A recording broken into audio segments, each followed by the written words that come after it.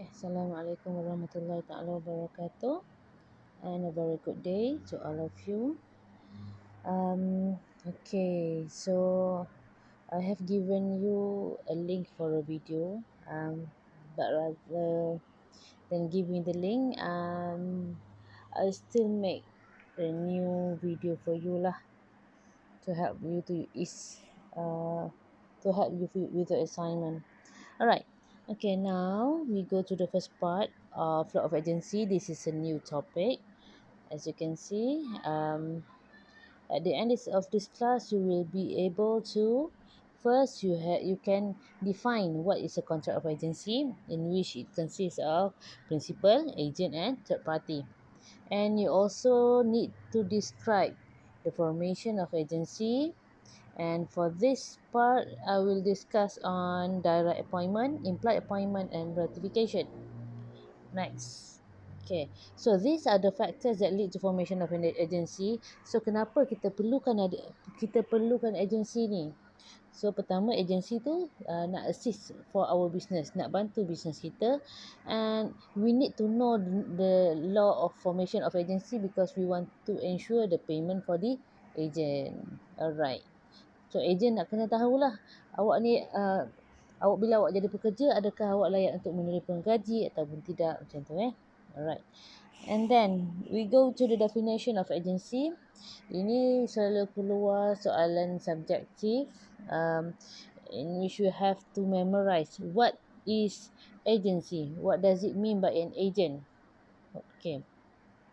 So, an agency is a relationship, adalah satu hubungan which subsist yang berlaku di antara prinsipal dengan ejen, di mana ejen tersebut telah di-authorize, diberi kuasa untuk melakukan sesuatu untuk, for him ni adalah for the principal, or to represent him in dealing with others. So kita nak tahu siapa principal, siapa ejen. Section 135 Contracts Act dia kata principal ni orang yang perbuatan itu dilakukan, dipanggil sebagai principal. So also known as the boss lah, oyavu. Kan? Bila you boss, you ada hak untuk memberi arahan kepada you punya pekerja. So pekerja you adalah agent sebab dia dilantik employed. Nak tanda. An agent is a person employed to do any act. Maknanya dilantik untuk melakukan apa saja perbuatan atau represent another in dealing with the third person. So, bila saya seorang bos, okay, saya lantik Alia untuk saya buat bisnes jual kasut. So, saya majikan. I am the principal. And Alia is the agent sebab dia buat kerja untuk saya. Very easy kan? Okay. So 135 dah define siapa principal, siapa agent. Okay. Untuk membolehkan ni jadi principal, section 136 dia cakap, pertama, umur kena majoriti, umur you kena lebih daripada 18 tahun, sound mind, tak gila, and you boleh melantik seorang pekerja ataupun agent. Tetapi untuk menjadi seorang agent, you tak perlu menjadi who is not at the age of majority, tak perlu umur 18 pun you tetap boleh bekerja ataupun dilantik sebagai seorang agent. Alright. So ini cerita dia lah, macam mana kita nak tengok principal dan agent, hubungan antara principal dengan agent. Okay, di mana bos, okay, dia bos ni dari syarikat real estate, dia melantik si agent ni, Laila, untuk jual rumah kepada customer. Laila adalah agent, dia jual rumah bukan pakai nama dia, tapi dia pakai nama bos. So bila dia jual rumah kepada customer tu adalah third party. If anything happens to the house, okay, ada defect pada house ni, customer can claim straight to the principal. Okay, so bila agent jual rumah dekat customer, see, she gets a payment for the work done. Dapat commission, dapat upah menjadi seorang agent. Senang je law of agency ni, kan? Nampak Kita ada 3 parti. Kita ada principal, the boss. Okay, this is the principal. And we have the agent, penjual rumah tadi, dan juga third party, customer. Alright. Okay. So hari ni kita nak tahu jenis-jenis agensi. Hari ni saya akan bincang tentang formation, function dengan authority nanti week 11. So for today I will discuss on direct, implication and ratification. Implied appointment. Okay, we go. So secara rumusannya section untuk formation of agency, okay, this one kita ada section 140, 190, 142 and 149. So you boleh buka section, boleh buka Akta Contract Act and refer. Okay, pertama kita nak bincang dekat direct appointment. Nampak Saya nak tanda sikit.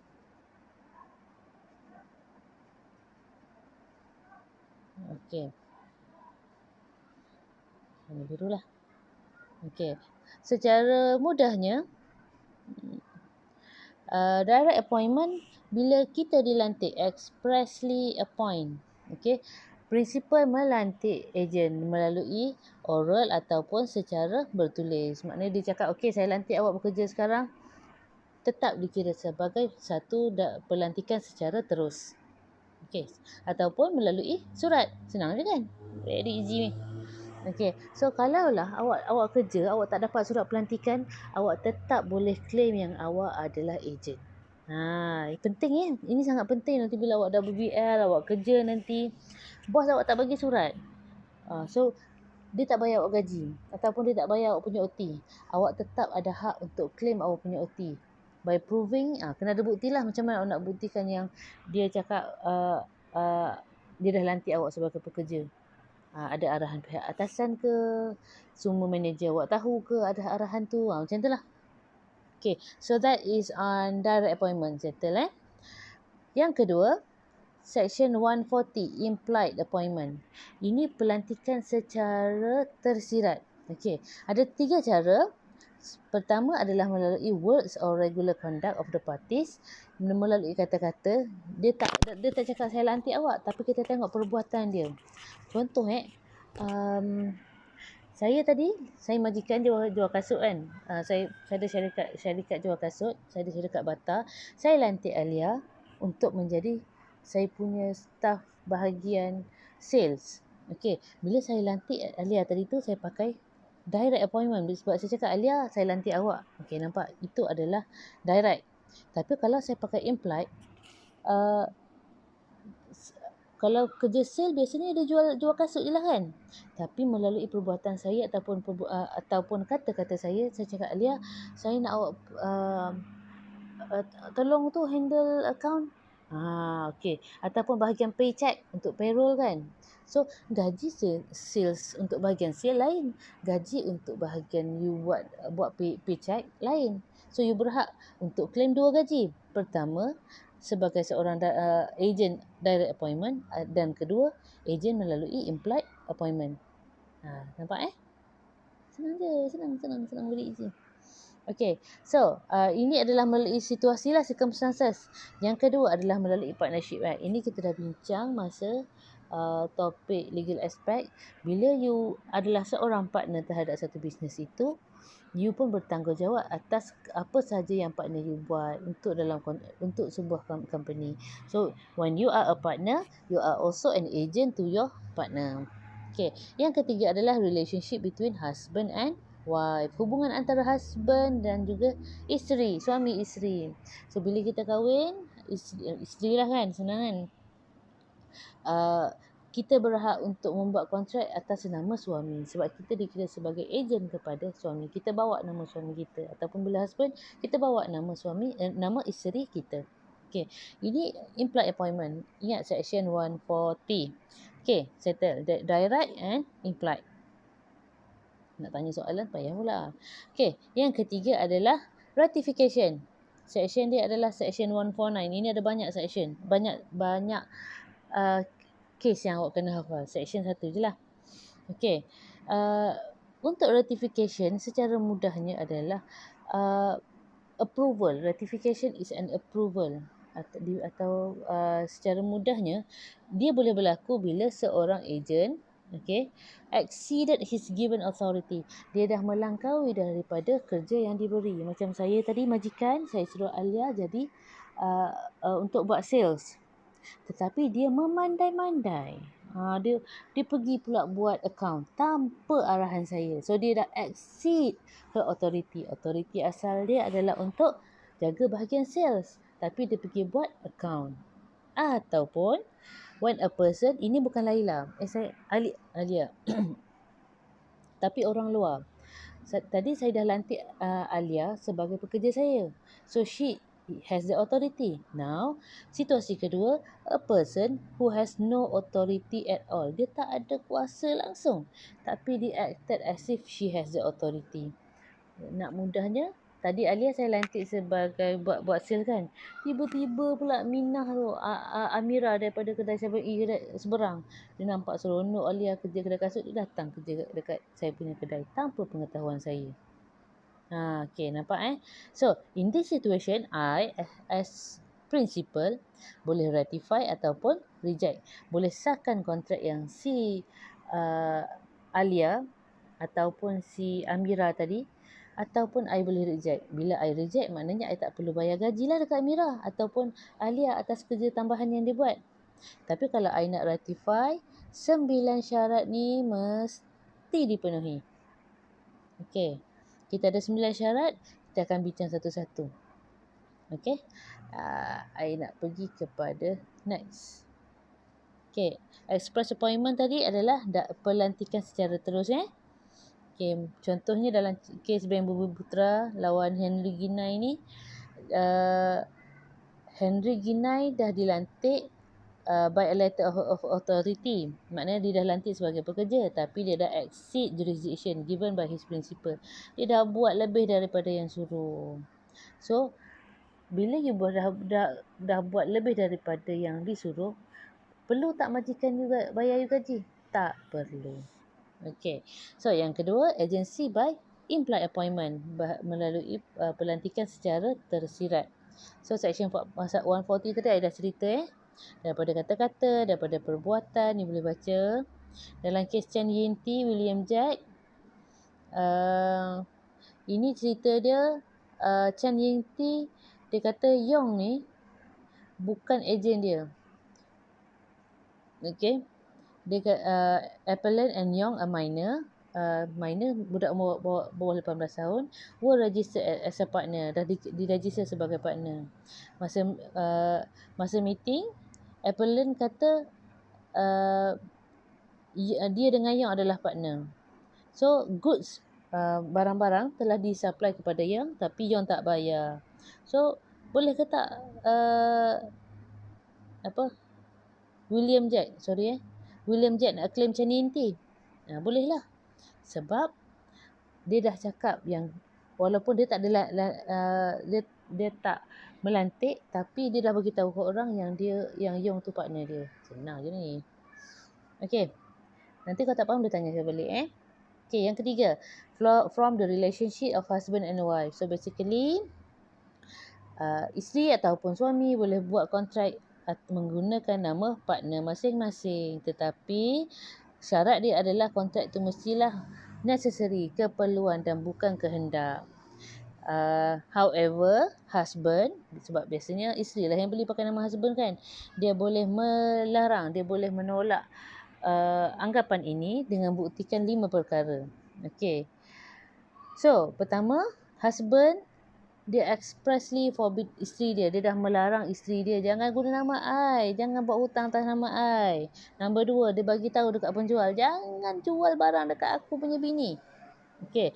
Yang ketiga, dia dah sufficiently provided the wife with the good. Dia dah bagi semua dekat isteri dia. Kalau perempuan nak tudung, baju, blouse, jubah, lepas tu baju sukan, seluar track, seluar hitam, kasut, stokin, dalam lagi. Tudung pula cukup semua color. Okay. Kalau kita tahu bukan warna bukan ada 12 color je. Kita ada blocking color, kita ada pastel color, kita ada nude color. Semua ada. Semua dia dah sufficiently provide. You kena buktikanlah para suami. And you juga kena buktikan you dah bagi isteri you sufficient allowance. Allowance pun dah bagi. So, nafkah zahir ada, nafkah allowance pun zahir juga kan. So, daripada segi barang-barang dan juga allowance kena cukup. Dan juga you kena buktikan kontrak tu tak munasabah nombor 5. Kalaulah salah satu daripada 5 ni you tak boleh nak buktikan, isteri tetap boleh menggunakan nama you untuk beli barang, untuk buat apa-apa jual kontrak. So this is very important exam belum keluar, tapi para isteri sekalian, bakal isteri you boleh guna benda ni. Kalau husband kata husband larang you daripada beli baju, habis abang tak belikan saya baju, tak cukup ni. Saya tak cukup, saya tak do blouse hitam saya tak ada lagi, dress tak ada lagi. Kena ada juga, macam tu lah. Alright. Mana? Ini formation by direct implied appointment relationship husband and wife. Ni contohlah hari tu I tengok Razi Ali ni, dia belajar law ni. Okey, dia bagi tahu dekat Zalora, kau nampak isteri dia shopping, jangan layan. Kata-katalah server down ke, komputer rosak ke. So dia pakai yang mana? Dia dah expressly warn the tradesman. Okay. So Zalora tahulah siapa siapa yang komen ni. Dia kata sorry tak dapat layan. Tapi benda ni going viral lah. So apa yang jadi, isteri dia dapat 1 year of supply of clothes. Oh, puas hatilah kan. I dah cakap ada student tak jaya sebelum ni. Okay. Ini dalam kes Miss Ray cash card. Isteri tu dah supply dengan baju bukan was supply, dia nak beli baju $250. Husband refuse to pay. Masa kena saman, husband prove that he has paid his wife $960 a year allowance. So bila you dah buktikan you dah bagi banyak dah kat isteri you, so tak perlulah bayar. Okay. Ini yang penting. Ini selalu keluar masuk exam. Agency by ratification. Cerita tadi when an agent exceeded his given authority. Saya sebagai majikan, saya suruh Alia menjadi seorang salesperson. Tapi dia pergi buat account. Dia dah exceed authority yang diberi. Ataupun dia boleh berlaku bila orang yang tak ada authority, Amira daripada kedai 7E sebelah, okay, has acted as if she has the authority to act on behalf of the principal. So dalam situasi ni, saya sebagai majikan has a choice to reject ataupun accept kontrak tu. Okay. Kalau section 149 cakap, okay, if he ratifies, the same effect will follow as if they had been performed by his authority. Kalaulah saya ratify, kesan dia adalah saya kena bayarlah gaji si Amira dengan Alia untuk kerja account tu, sebab saya dah bagi approval. Kalau tak accept, no agency relationship exist, so saya tak payah bayar apa-apa. Okay. Dalam kes mutu celapa cetiar, partial payment by the principal for an overdraft provided by his agent, even without the authority given by the principal, is an implied ratification. You dah buat separuh pembayaran. Maknanya you approve lah kontrak tu. Kalau you tak approve, you takkan bayar langsung. Kan? Easy. Kesan ratification. Once principal ratify, he is bound to the contract. So ingat perkataan ni retrospective. You ingat perkataan retro. Retro maksud dia lama. So bila retro, contoh saya lantik Alia untuk buat kerja salesperson tadi tu, jadi sales girl Januari. Tapi Alia start February sampai March dia buat kerja account. Okay, saya tahu bulan March, April. Saya tahu bulan April. So bila saya nak approve, kalau saya nak approve, saya kena bayar gaji Alia daripada bulan February sampai March. Itu maksud dia retro. Go you trace back kepada hari yang pertama dia buat kerja, bukan hari yang you tahu. Okay. So, contoh kat sini, Kila dia kerja dekat kedai tanpa izin owner pada 1 Januari. 1 Julai barulah owner tahu. Kalau owner nak ratify, dia kena ratify starting 1 January, bukan 1 Julai. Okey. Ini adalah syarat untuk membolehkan saya, majikan ataupun Kila tadi tu, nak sahkan kontrak yang dibuat oleh ejen. Pertama, kontrak itu mestilah exceed atau without authority. Awak kena baca soalan tu, tengok. Ejen tu dia exceeding authority ke without authority? Adakah dia si Alia yang buat kerja lebih daripada yang disuruh ataupun Amira, orang luar yang datang tiba-tiba buat kerja? Okey. Kontrak tu juga mestilah legal, mestilah sah. Kalau kontrak yang tak sah, you tak boleh nak benarkan. Macam dalam kes Beruk ni, dia nak sahkan kontrak di mana ejen dia tu dah tiru dia punya sign. So perbuatan meniru sign tu adalah illegal lah. So you tak boleh lah nak rectify. Okay, yang ketiga, agent act expressly in the name of the principal. You punya agent guna nama you, nama principal. Bagi tahu dekat customer, oh saya baru lantik kerja kat sini. Ataupun Amira tadi daripada kedai 7 itu cakap dekat Alia, bos kau baru suruh aku handle account lah. Macam tu. Dia tak pakai nama dia. Dia pakai nama bos. Dia jual nama bos dia. Dalam kes Kelly Maxted Duran ni, bos dia suruh beli wheat, gandum. Tapi ejen exit authority, dia beli harga yang mahal tapi pakai nama dia. So bila you pakai nama you kena bayar lah. So kalau you kena nak claim agency ratification, you kena jual nama bos you. Okay. Principal kena exist, kena ada pada masa buat kontrak tu. Ada tu bukan maksud dia hidup tau. Ada tu maksud dia tak semestinya berada dalam company. Contoh macam Alia tadi kan, dia buat account. Bukan maksud dia saya kena ada dekat syarikat. Okey, kita kena tengok. Kalau macam saya syarikat Bata, kedai Bata, syarikat Bata tu dah ada register belum SSM? Ataupun kalau saya lantik itu untuk syarikat lah kan. Kalau antara individu, contoh Minah suruh Karim jadi ejen dia untuk jual nasi lemak. Tapi Karim dia suruh Karim jual nasi lemak harga RM1. Tapi Karim jual nasi lemak harga RM1.50. Okey, nampak tak? Dia dah exceed authority. Authority yang diberi hanya untuk jual nasi lemak RM1, tapi dia jual nasi lemak RM1.50. So, macam mana nak buktikan exist tu? Kita tengok. Minah tadi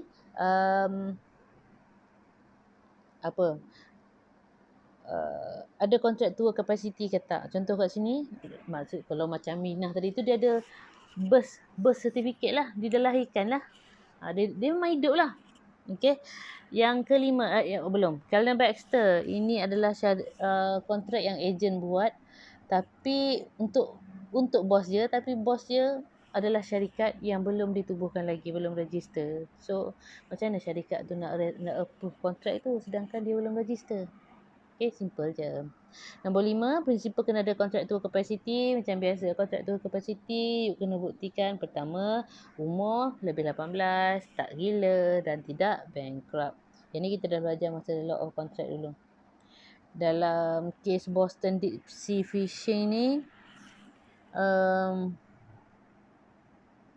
health alien cannot ratify. Maksud dia, French company masa tu, dia dikira sebagai company yang asing, belum register.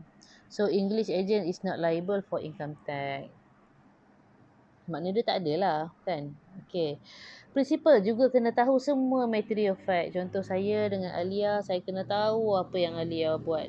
Dia jaga account kan. Dia bayar dekat siapa, berapa jumlah bayaran total, ada short ke tak. Semua kena tahu. Kalau awak nak buat argument yang ni, kena panjang sikit lah. Apa material fact dia. Okay. Sebab kalau awak tak tahu, awak tak boleh nak ratify kontrak macam dalam kes Marsh dengan Jose. Okay. Sebab apa awak kena tahu semua? Sebab nombor 7 lah. Condition nombor 7, prinsipal kena sahkan semua kontrak tu. Awak tak boleh pilih-pilih. Contoh kalau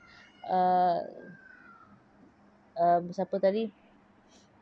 Dengan Karim tadi, lupa nama. Minah dengan Karim jual nasi lemak RM1.50. Ada dia jual RM1.50, ada yang dia jual RM1.8. So kalau Minah kena tahulah nasi lemak apa, nasi lemak kerang RM1.5, nasi lemak udang RM1.8. Sebab dia kena sahkan semua kontrak tu. Dia tak boleh sahkan kontrak nasi lemak kerang RM1.5 tu je. Dia kena sahkan juga kontrak jualan nasi lemak udang RM1.8 tadi. Okey, harap boleh faham pelan-pelan dah ni. Kes Bailey, dia ejen beli tanah untuk principal, tapi principal tak tahu apa benda dalam kontrak tu. Tapi dia rasa kena support dia punya ejen tu. Tak boleh lah. Awak kena tahulah tanah tu berapa ekar, tanah tu jenis pajakan ke, freehold ke, leasehold ke, semua benda tu harga berapa. So tak boleh main buta-buta je nak approve You kena tahu semua sebab you kena sahkan semua. Nombor 8, ratification kena dibuat dalam masa yang munasabah. Contoh dalam kes asylum board ni, dia nak sahkan kontrak untuk beli telur. Okey, tapi selepas seminggu, telur mana tahan seminggu. Kalau musim panas, telur awak letak kat luar 2-3 hari dia dah hancur kat dalam tu kan. So it is too late. Okey, awak kena tengok masa kontrak tu. Kalau macam saya tadi dengan Alia tadi, saya punya staff yang buat account tadi tu, berapa masa tempoh yang saya ambil? Adakah masa setahun baru saya nak sahkan ataupun 2-3 bulan? 2-3 bulan tu munasabah ataupun tidak? You kena argue Yang ke-9, ratification tadi, approval tadi tak boleh affect interest of third person. Kalau third person antara saya dengan Alia tadi adalah customer lah. Sebab Alia handle customer kan. So saya principal, Alia adalah agent, customer adalah third person. Dia tak boleh kacau interest third person. Okay, maknanya tak boleh menyusahkan third person lah. Okay, ini contoh cerita dia. Awak kena buat lepas ni Soalan saya kat sini, saya minta first assignment kena buat storyline. Cerita case di mana case story tu fulfill semua 9 condition. Okay, dan yang kedua, awak kena relate pula condition tu dengan cerita awak. Okay, kat sini saya bagi contoh sebab 9 condition tadi, saya pertama adalah exceeding or without authority. Okay, so sekarang cerita saya hero, dia dilantik oleh kafe untuk jadi singer, penyanyi. Okay, so bila dilantik menjadi singer, dia adalah exceeding authority lah. Kan, sebab dia dah dilantik, dia bukan orang luar. Dia bukan tiba-tiba datang kafe jadi cashier. Okay, so cerita saya pertama, dilantik sebagai singer, sebagai penyanyi. So dia dapat gaji sebagai singer dia tu. Okay, tanpa pengetahuan bos dia pergi buat kerja cashier sebab tak cukup staff daripada bulan Mac until Mei 2020, apalah pun. Dah tengah malam ni. Okay, 2021. Okay. So, kat sini dia dah exceed authority dia. Awak kena tengok option tadi kan. Kita ada dua, direct ataupun exceeding authority ataupun without authority. Dalam cerita saya, dia melebihi authority dia lah. Sebab kerja dia adalah singer, penyanyi, tapi dia pergi buat kerja cashier. Okay. So, isu kat sini, boleh ke hero nak claim payment dia tu? By claiming that he is an agent by ratification. So, it is all up to the cafe. Kalau orang rasa hero ni sebenarnya ada degree account. Dia bukannya hanya pandai menyanyi. Dia pun dapat dean list masa dia jadi masa dia student dulu. Ada degree kan, degree account kan. So, you rasa you nak ratify.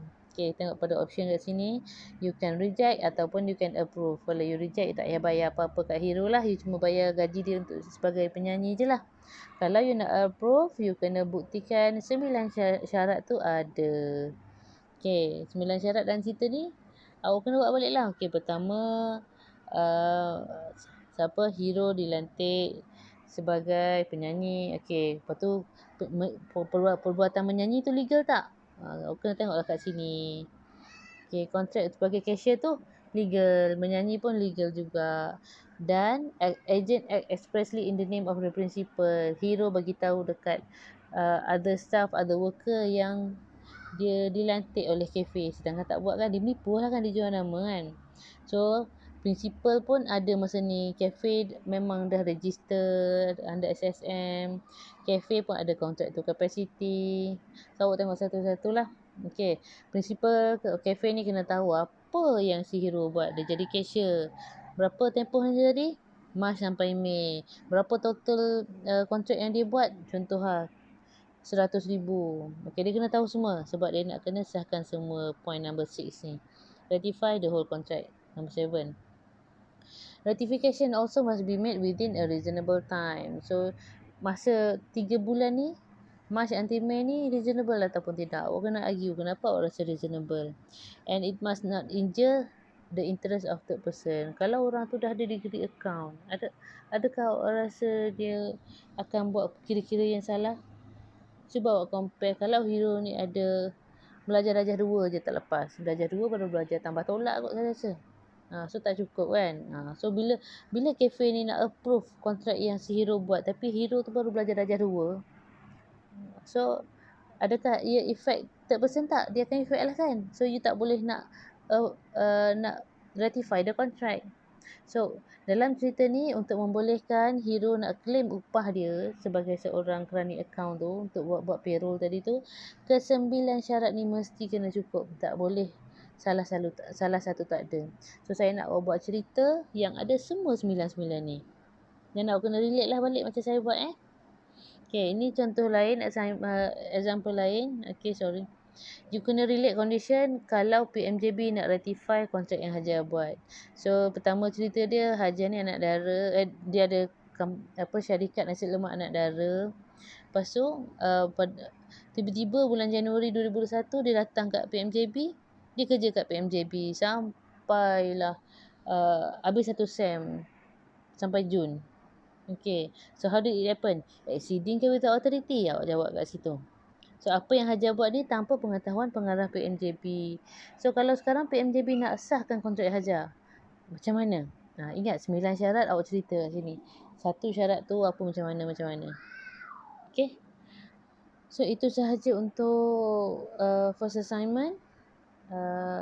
Kalau tak faham boleh tanya dalam Telegram, dalam WhatsApp. That is all. Dah setengah jam. Thank you. Bye-bye.